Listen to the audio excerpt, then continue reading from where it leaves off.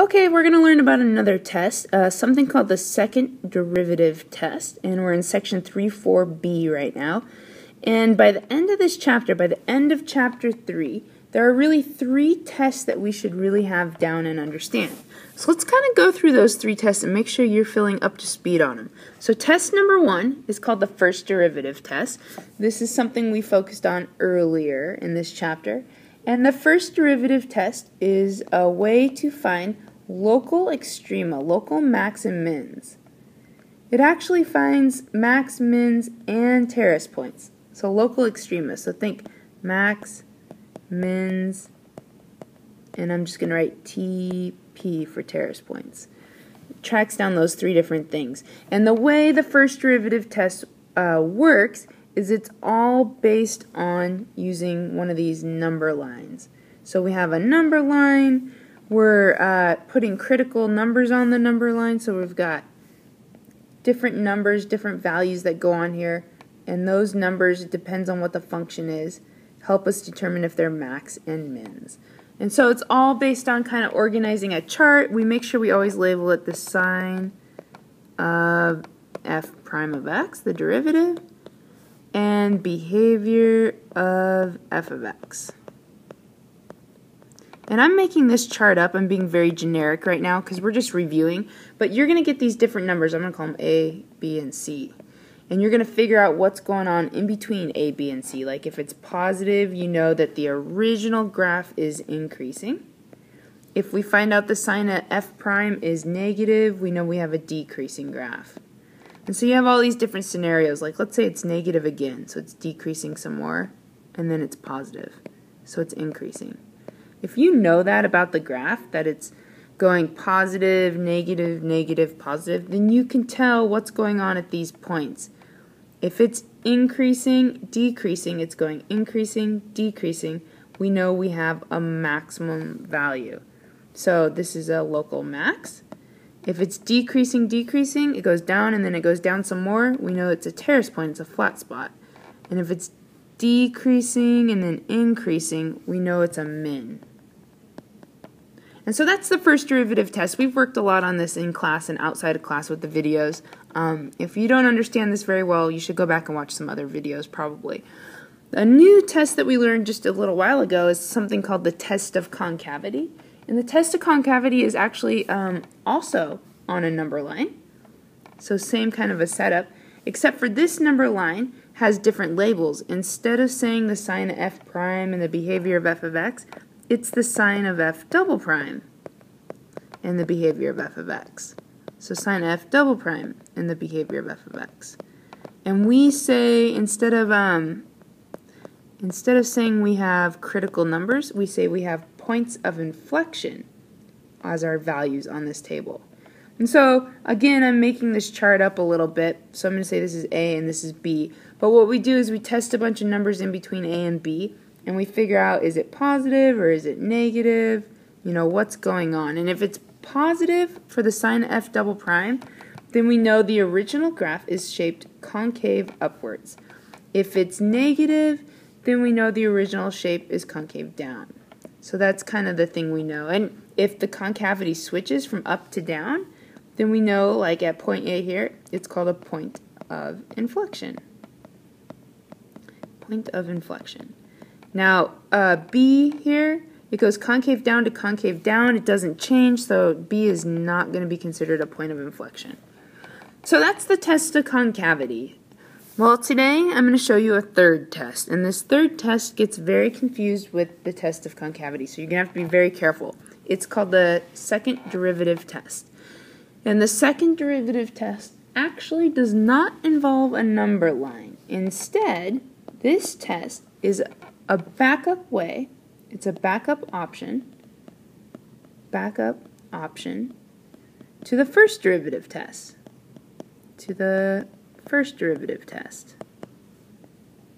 So it's a backup option to the first derivative test. It's a way to find, now remember what the first derivative test does. If you go back 2 slides here, first derivative test finds your local extrema, finds your max and mins. Well, this is a backup option to that. So it's another way of finding local extrema. It's another way of finding local extrema. And the cool thing about this one is it finds the local extrema, but it does it using the second derivative. Hence, it's called the second derivative test. So local extrema are found using f double prime of x. So local extrema are found using f double prime of x, which is kind of cool. And it has to do with the sign of f double prime, whether it's positive or negative. Now, if f double prime is greater than 0, it's a positive number. Think back to, what do you know about the shape of the graph? Is it concave up or is it concave down? So if f double prime is greater than 0, we know the graph is shaped in a concave up direction, which means on the graph when you draw it, it's cupping upwards like this. So naturally, would this be a location for a max or a min? Well, if it's cupping upwards, then this looks like it would be at a minimum value. So there's a relationship here. When the second derivative is positive, we get a minimum value. And that's kind of how this test works. When the second derivative is less than 0, it's a negative number, we know the shape of the graph is facing concave down, which means we have this graph that points upside down, kind of, in the downwards direction. So naturally, you know that when it faces downwards, you end up with kind of a peak, which is going to be a maximum value. So that's kind of a summary of what this test is like. It revolves around the fact that you need to know what is the sign of the second derivative, which then tells you the shape of the graph, which then tells you if it's a max or a min. So it's kind of interesting. So let's try a problem here. Where are the local extrema for f of x equals negative 3 x to the 5th plus 5x cubed? Now, we could do a first derivative sign chart, and we'd be all set to go. And our step 1 to doing a first derivative sign chart would be to find f prime of x. So I'm going to do that right now. F prime of x equals the derivative. So negative 3 x to the 5th is negative 15 x to the 4th, plus 5 times 3 is 15x squared. Then, normally we would set it equal to 0 and solve. But I'm not going to do that this time. Instead, I want to solve this a different way. So I'm actually going to find f double prime of x. F double prime of x. Actually, you know what? Backtrack a little bit here. Let's actually set this equal to 0. Let's do that. I think that's a good idea. Let's factor out a negative 15, maybe an x squared out of this whole thing. Divide it out. And if you divide negative 15 out and an x squared, we're going to have x squared minus 1. So we're going to split this up.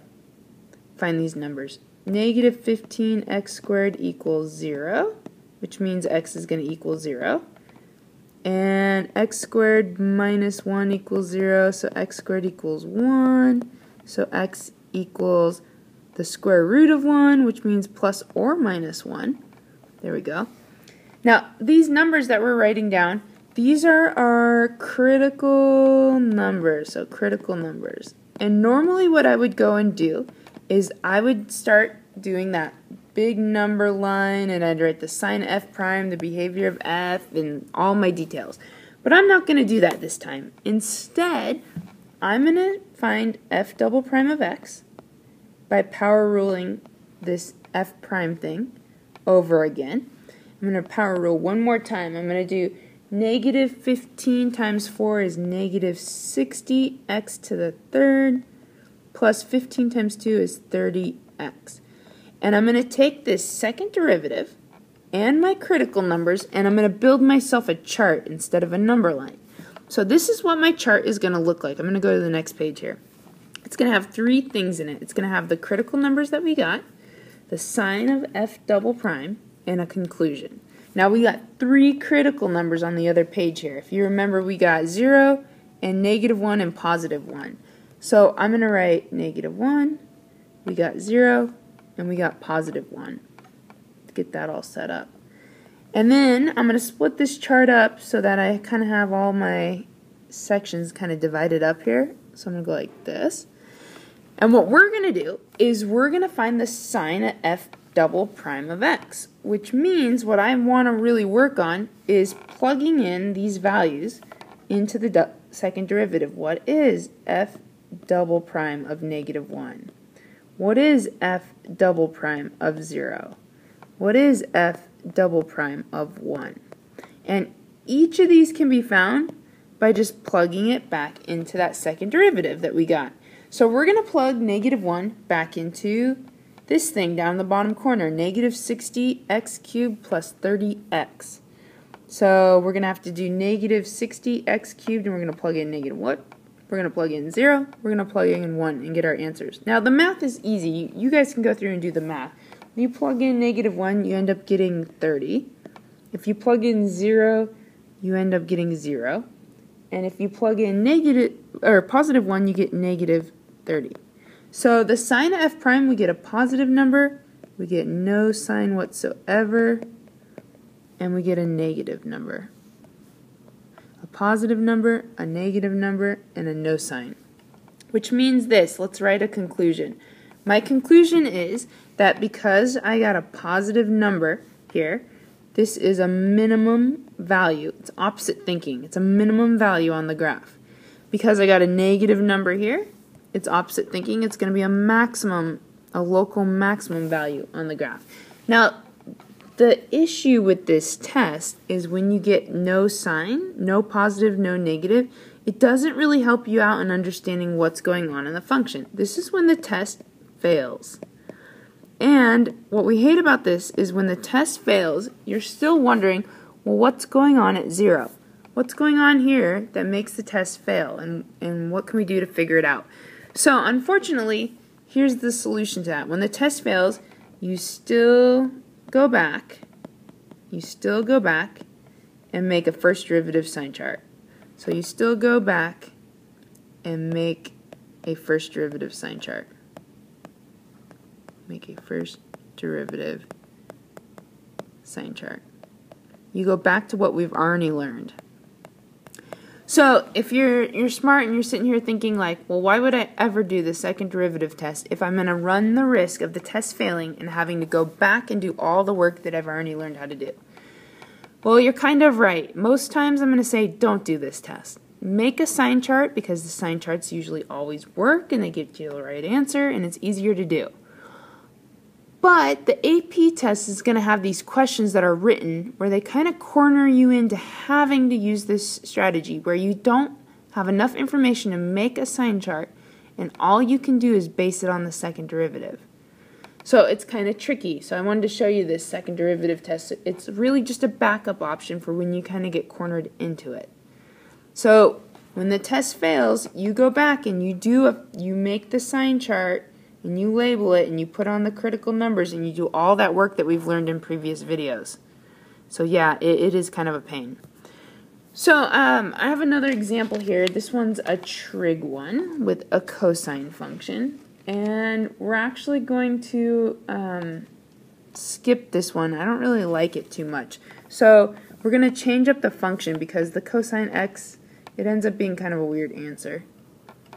It's an okay one, but I want to give you a different one that makes a little more sense. How about find all relative extrema? Let's rewrite this problem.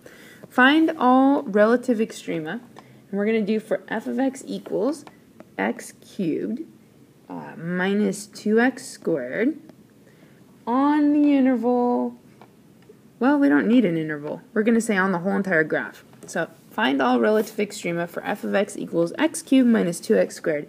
And let's do it with this new test. Well, we're going to do the new test. So we're going to find f prime, and we're going to derive this thing to 3x squared minus 4x. And then, why don't we derive it again over here, f double prime, while we're at it. The second derivative, if I power ruled it again, will be 6x minus 4. Alright, so there's my two derivatives. Now what I'm going to do is I'm going to find the critical numbers by setting the first derivative equal to 0. And maybe factoring an x out, so I get 3x minus 4. I'll do it like that. And then if I split this up and solve, I get x equals 0 as a critical number. And I get 3x minus 4 equals 0. So that means 3x is going to equal a positive 4. And we're going to get x equals 4 divided by 3. So 4/3. So those are my critical numbers. I'll just write that down here. Now, normally what I would say is go build yourself a sign chart, start putting these numbers on a sign chart, and find out the local max and mins. But we're not going to do a sign chart. We're going to do it differently just to kind of practice. We're going to take these two numbers, and we're going to put them in a table. We're going to change it up.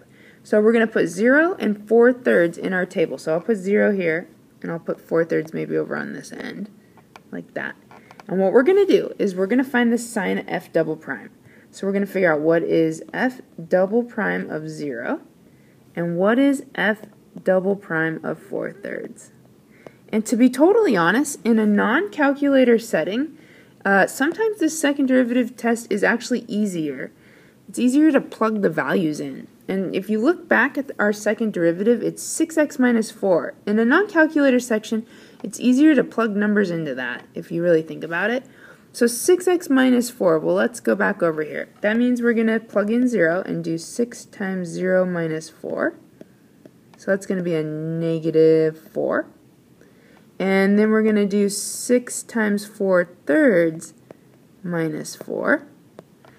6 times 4 is 24. 24 divided by 3 is 8. So we have an 8 minus 4 equals 4.